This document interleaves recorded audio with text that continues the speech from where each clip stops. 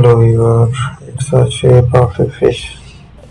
We have taken to edit it by using the different shape designs.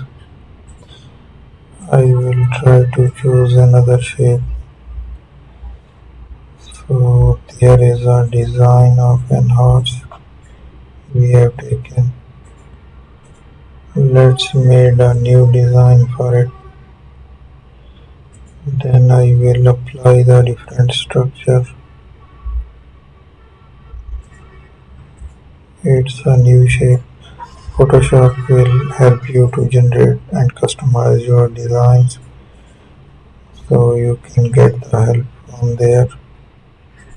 Also make it more attractive there.